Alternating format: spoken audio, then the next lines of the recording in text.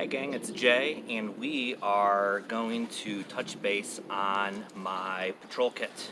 So this is the, I did a video a couple weeks ago that was while I was out at camp on starting to break in a patrol kit to kind of see what I liked, what I didn't like, what worked for me, what didn't. And I think I finally have it into a workable spot for my needs. The thing with patrol kits is they're all going to be a little bit different. You can take the very military fighting kit perspective and loadout and run with that, or you can take the, on the other end of the spectrum, you can take the full evader and evasion type loadout and run with that, or you can kind of melt it somewhere in between where it can do a little bit of both. It's not going to work as a war fighting setup great. It's not going to work as an evasion setup great, but it's going to kind of meet that middle of the road, kind of jack of all trades kind of kit. And that's really the realization that I came to for my needs, that was what was going to work best. So, working off of my kit here, finally decided to do the LBE route where kind of going a little bit old school, but it's really old school. It's kind of new school. So it's not super high speed, low drag. It's more low speed, high drag. But you can use a lot of components from a lot of those other experiences and kits to really make this work out well for you. Before we dive into it, something that I want to mention, because I know these questions get asked, is the fact that while I'm going through this, keep in mind that I still have my on-body kit. What is in my pocket kit, what's in my jacket. I'm probably wearing a jacket. Something, it may be, I might be wearing just a lightweight windbreaker over top of everything. So keep that stuff in mind as I'm going through this of what my pocket can be as well. Pocket kit's going to be things like a Write in the Rain notebook with a pencil, a compass, and a whistle that I'm going to have on my person around my neck. Stuff that I keep dummy corded inside my jacket or my pockets, like a Swiss Army knife and a little hand torch. For map reading or navigating at night. Those are things that are on my person at all times. So those are things that I don't want people to think that, oh geez, well Jay's forgetting this or this. Those things are going to be covered there. Pocket first aid kit I have in my pocket, chapstick, concealed carry, things like that. So that stuff is already on me, okay? So that's not going to be included in this kit, but it is in addition to. So let's go ahead and get into it, and we'll break it down and show you what's in, what I have everywhere, and the why. So, be right back. Alright gang, so let's go ahead and get into it here. So, my base rig that I went off of was the Russian Smersh AK rig. I looked at Alice setups. I looked at the British Commander's Belt setup, or the PLCE setup. I kind of went across the board. I tried to make my own, and then I finally just the guys over at Ivarr Bergmann's place, that Escape and Evasion, really got me going in the right direction for a proper LBE setup. So I went with the SSO Smersh Russian belt kit rig. This is their standard LBE setup. They make them for different platforms. I decided to go with the AK platform because it will accommodate both AK mags and AR mags, and since those are the two main platforms I use, I figured that was going to help me without having to switch a whole bunch of stuff in and out of it. So on the belt itself, you can see here you have pouches on the user's left, pouches on the user's right. You have your typical butt pack in between. And then you have your H harness setup as well. I've been finding this to be extremely comfortable out in the field. Distributes the weight really, really well, and I've been really happy with that. So we'll touch upon that as well. So anyways, so starting in with the kit. So over on the wearer's left, I keep a pair of field gloves. I think being able to protect your hands is a huge deal. So being able to have those carabinered to the belt for when you need them, I think makes a ton of sense there. It works out really well. Front pocket setup here. So here I'm carrying 2 black smoke grenades. I think smoke grenades from a breaking contact point of view is extremely important. So being able to have that, something to be able to distract, cover, to be able to get away, to disorient, is a huge deal. So once again, I'm not looking to get into a fight, but if and when it does come upon you, you're not going to want to hang around very long. So that's my reason for carrying smoke there. In the pouch next to that, we have 2 AK mags. Now you can, the way that this pouch is set up, you can carry 2, you can carry 3. It's completely up to you. You can carry AR mags as well. And all of the pouches can carry up to 3, but I'm using this just as a minimum loadout when it comes to a fighting stance there. So I've got 2 mags there, and we'll go over where I have extra mags after, in a moment here. So magazines there. Pouch next to that. Scoot this on over. So pouch next to that here. This is my comms pouch. So here I have my radio set up. And this is something where within my group, this is kind of standard. This is kind of our SOP for carrying communications on us. We have our own format in place to work off of. So this all works in conjunction with that.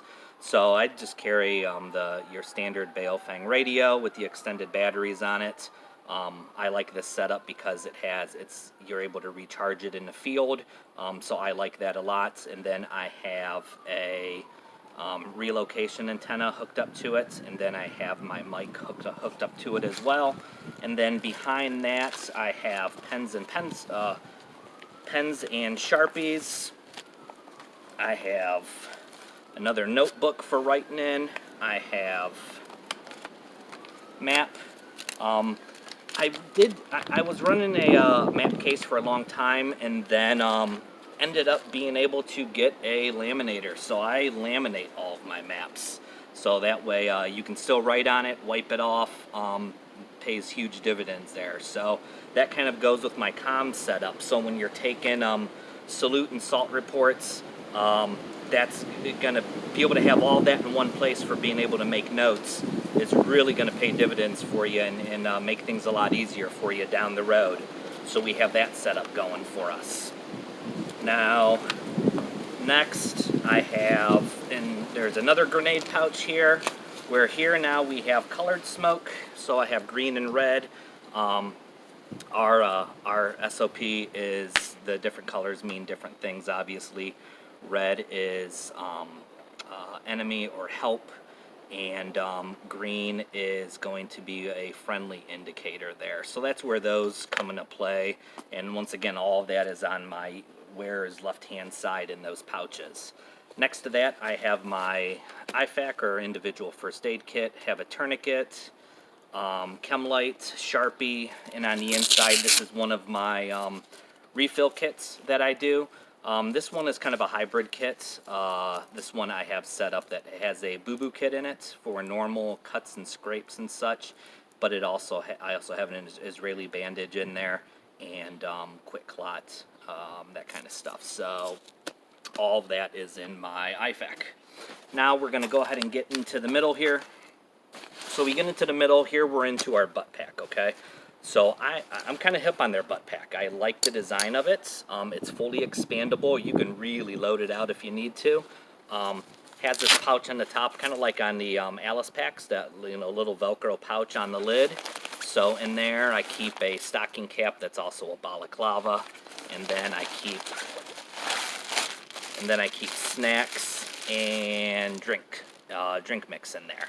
So that is my my bare bones sustenance for in this setup. We open it up. I really like that it has this big storm collar to it. It just helps with weatherproofing everything. So I have a spare pair of socks in there. You have to be able to protect your feet at all times. So I've got socks in there. I have a small firearms cleaning kit.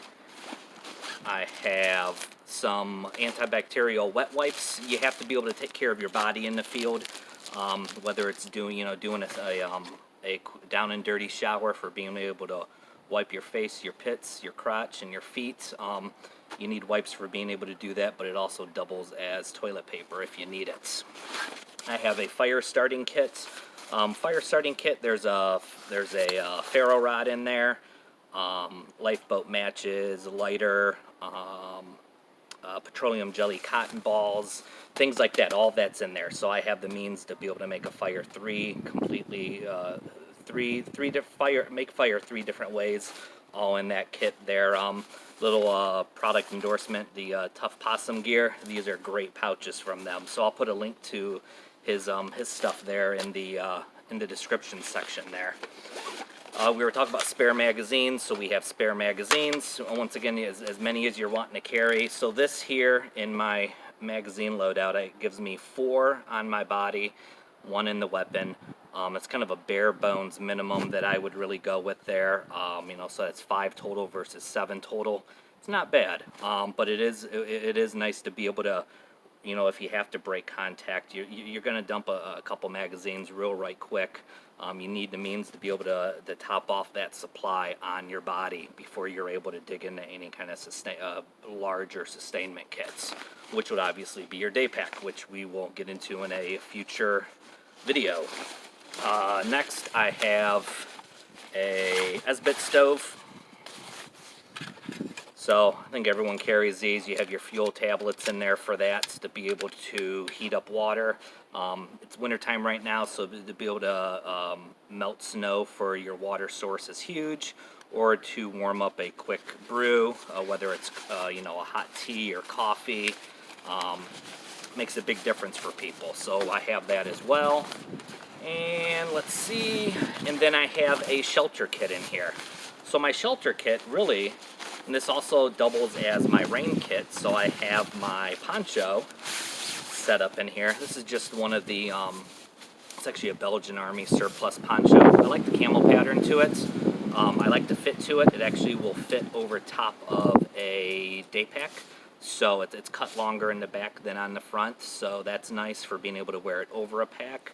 You can wear it as a shelter, leaned up against a tree at night for a field expedient shelter, or set up a quick plow point or overhead, or maybe you're making a hide.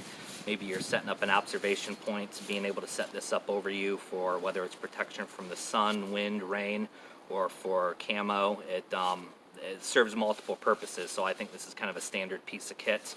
I did big tie-outs on it, so that way I'm not tying into the grommets with stakes. Maybe I'm making field expedient stakes. And then I have my bungees in there. So you have my bungees in there for setting that up. And then I have stakes and a ridgeline kit in there as well. So we have all that for a shelter kit. And like I said, it also doubles as your rain gear. So all of that is in there. And then last but certainly not least in that setup, in that kit, we have a foam sit pad.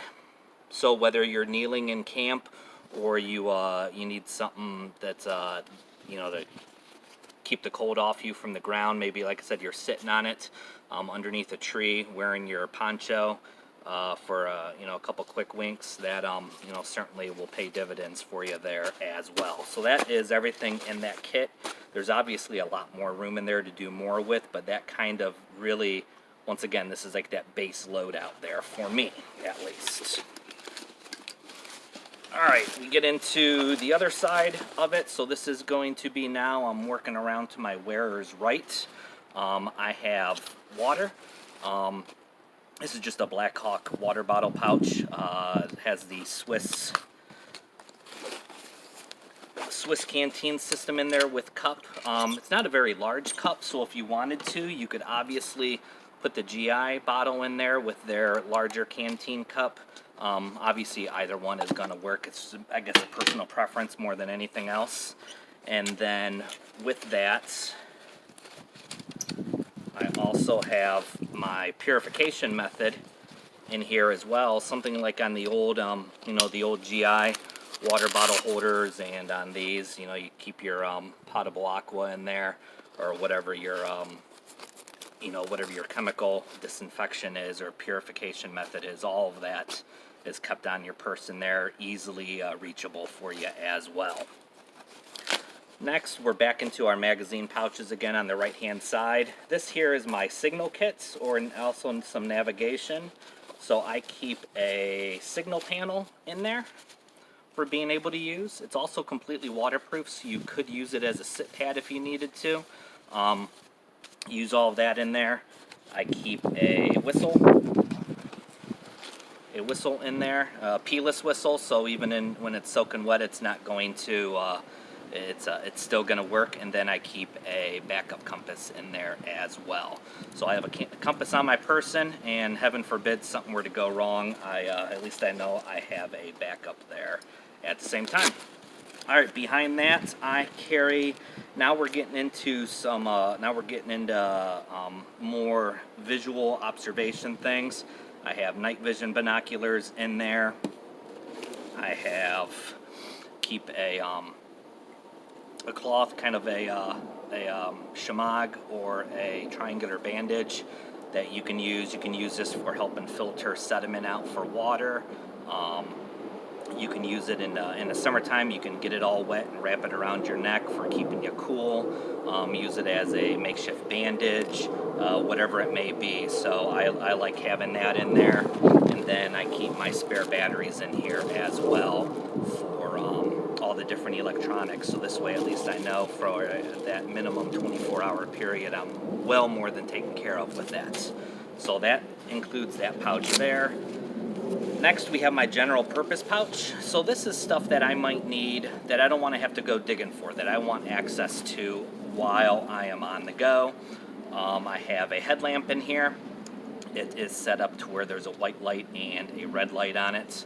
So you have that for a low signature light, or for navigation, or for visual contact. Be able to utilize that really well. I have a hank of paracord in there. I have another chem light, Sharpie, another hank of cord, and a spork. You never know where you're going to be able to snag a meal at, and I think having an extra spoon and fork with you pays dividends there for sure. And then I have it all in a homemade stuff sack. The homemade stuff sack can also be used as a filter bag, so you can use that for filtering water in there as well, for getting rid of sediment and whatnot. So kind of a drip bag, if you will. It'll hold over a liter of water, and you just fill it up, hang it, and let that water just slowly drip out. It's another filtering method, if you will. So you always got to be thinking about things that'll do double or triple duty. All that's going to pay dividends down the road for you. So we've got that. And last but not least, our front pockets here. Keep a pair of small binoculars, just a little pair of 10 by 25s. Observation is huge. I think you always want to know what's ahead, and and you'll notice that with the way that I have my kit set up, is one of your primary functions in a patrol kit is observation. So this way you are set up to be able to collect information, to be able to record it, and then to be able to bring it back, whether you're radioing it in, maybe you're taking pictures and you're sending it that way. Any of those things, you can, the more information you can gather, the more intelligence you can glean from it, and the better prepared you can be. Alright, so that's all of that. Now on my harness itself, on my pack, or on my LBE here.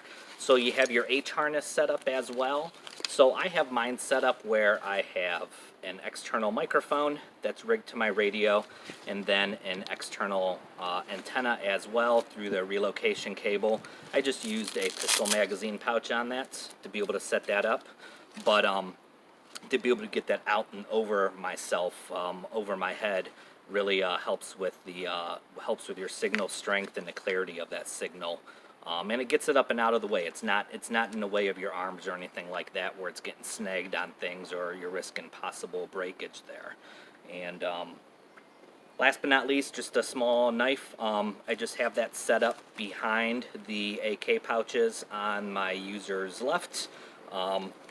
So here it's just a SEMA 1, which is a copy of an SC3 or a RAT3 knife. So these are very versatile field knives, field knife, bushcraft knife, survival knife, what have you. People go all different ways with that, but I figured I was going to go as utilitarian as I possibly could. So, so yeah. So gang, that is what I have got as far as my patrol LBE setup or loadouts. Following the theme of this year, and that is the year of the loadout. So that is my patrol loadout. Take it for what it is. We all have different needs, different uses, different priorities in our preps, and the way that I have this set up to be able to work out of a camp with this setup, you know, your sustainment pack, or, you know, you walk everything in, set up camp, and you're doing daily patrols out from it. This works for me in my situation for that patrol setup. It's set up to be able to work with either the AR, the AK rifle platforms, and it allows me to collect information that that might be needed for out in my area. So I hope that helps. Hope you guys get some ideas from that. If you guys have ideas, certainly put them down in the comments section.